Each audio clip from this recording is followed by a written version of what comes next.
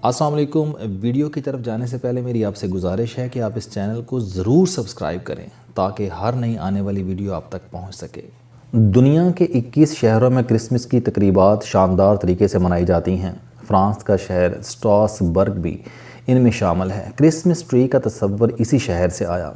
हम स्ट्रासबर्ग जाना चाहते थे, लेकिन पेरिस पहुंचकर मालूम हुआ कि पूरा शहर 3 माह पहले से मुकम्मल बुक हो चुका है। शहर में कोई होटल, कोई फ्लैट और कोई विला किराए पर दस्तयाब नहीं था। ट्रेनें भी बुक हो चुकी थीं, इनमें भी एक भी सीट दस्तयाब नहीं थी। हम मायूस हो गए, लिहाजा हमने स्ट्रासबर्ग को अगले साल पर मुलतवी कर दिया और पेरिस को एंजॉय करने लगे। यूरोप और अमेरिका क्रिसमस के दिनों में बहुत महंगे हो जाते हैं। इसकी 2 वजूहात हैं। पहली वजह ट्रैफिक है।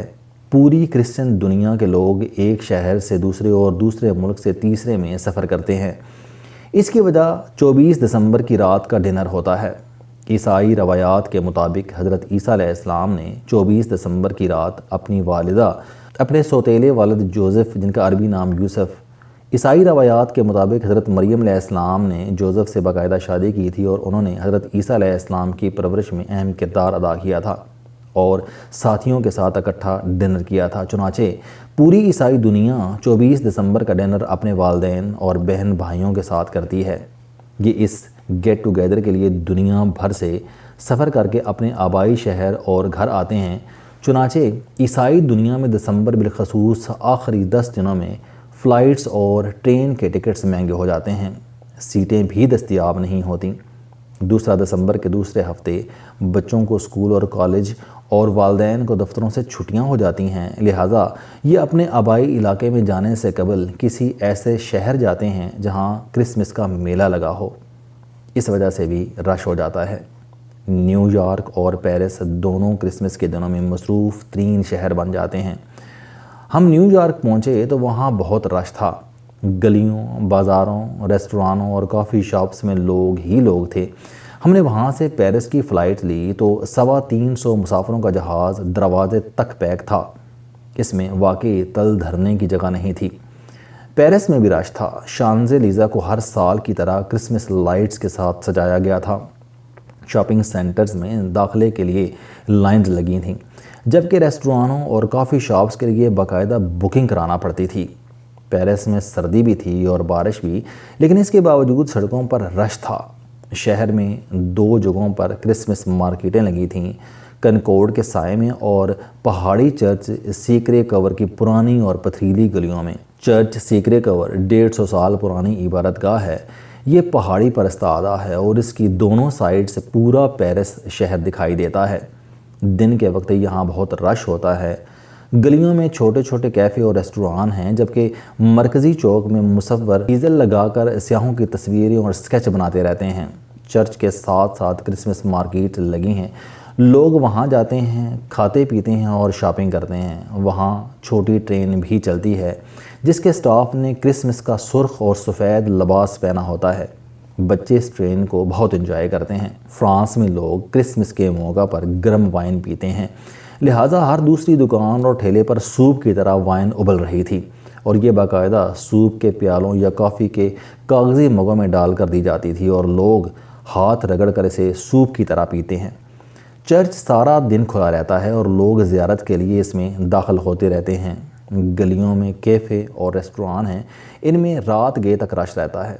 हम बड़ी देर तक वहाँ घूमते रहे। हमने वापसी के लिए पैदल का ऑप्शन पसंद किया और ढिलवानी फुटपाथों पर चलते हुए पिगाल के इलाके में पहुँच गए।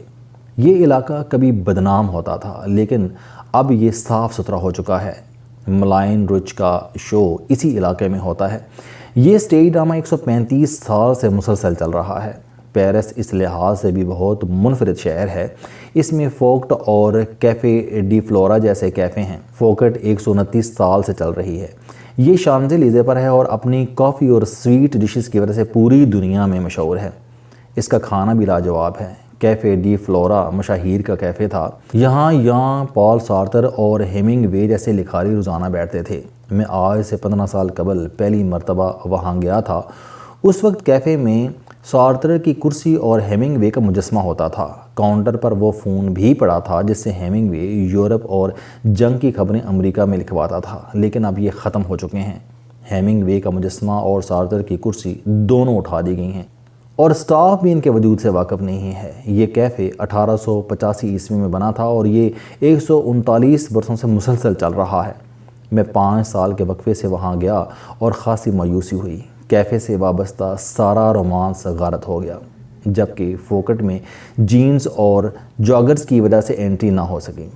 پیرس کے زیادہ تر پرانے ریسٹورانوں اور کی فیز میں آج بھی داخلے کے لیے مناسب لباس ضروری ہوتا ہے۔ آپ جینز اور جاگرز کے ساتھ وہاں داخل نہیں ہو سکتے۔ شانزلیزے پر جیٹ سپٹ کے نام سے ایک پرانا ایرانی ریسٹوران بھی ہوتا تھا۔ میں 15 برسوں سے وہاں کھانا کھا رہا ہوں۔ اس کا چلو کباب اور چلو گوشت لاجواب ہوتا تھا اور ایران کی یادیں تازہ کر دیتا تھا۔ یہ ریسٹوران ایک ایرانی بزنس مین فراز واحدی نے انقلاب ایران کے بعد پیرس میں شروع کیا تھا۔ وہ انقلاب میں جان بچا کر فرانس پہنچا۔ پیدائشی باورچی تھا۔ اس نے پیرس میں ریسٹوران شروع کیا اور دنوں میں کامیاب ہو گیا۔ یہ شانزلیزے پر 4 ریسٹوران چلا رہا تھا اور روز لاکھ سوا لاکھ یورو کی سیل کرتا تھا۔ آج سے چند ماہ قبل اس کے ریسٹوران پر قتل ہوا۔ ایک گاہک نے دوسرے گاہک کو گولی مار دی۔ پولیس نے تفتیش سے قبل ریسٹوران بند کرا دیا اور یہاں سے اس کی بدقسمتی شروع ہو گئی۔ اس کے ٹیکس کے کھاتے بھی کھل گئے اور اس نے 2.5 ملین یوروز اپنی بیٹی کے گھر رکھے ہوئے تھے۔ اس کی بیٹی کا کسی سیاہ فام کے ساتھ چکر چلا اور وہ یہ رقم اور بیٹی دونوں کو لے کر غائب ہو گیا اور یوں یہ بیچارہ دیکھتے ہی دیکھتے کوڑی کوڑی کا محتاج ہو گیا۔ ریسٹوران مستقل طور پر بند ہو گیا۔ میں وہاں گیا لیکن اسے بند دیکھ کر بہت افسوس ہوا۔ پیرس میں کنکورڈ نام کا ایک لمبا ستون بھی ہے۔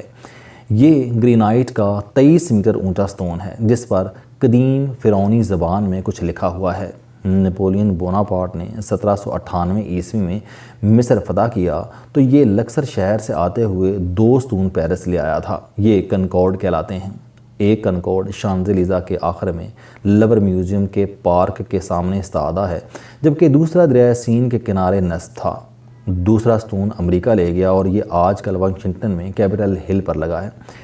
آپ یقیناً جانتے ہوں گے کہ امریکہ کا مجسمہ آزادی بھی پیرس سے تعلق رکھتا ہے۔ یہ بھی دریائے سین کے کنارے ایفل ٹاور کے قریب نصب تھا اور امریکہ نے 1885 میں فرانس کی فوجی مدد کی تھی اور اس خدمت کے عوض فرانس سے مجسمہ آزادی اور کنکورڈ مانگ لیے۔ یہ ایفل ٹاور بھی لے جانا چاہتا تھا لیکن پیرس کے لوگوں نے ہاتھ جوڑ کر اسے بچا لیا، لیکن مجسمہ آزادی اور کنکورڈ جنگی حمایت کی نظر ہو گیا۔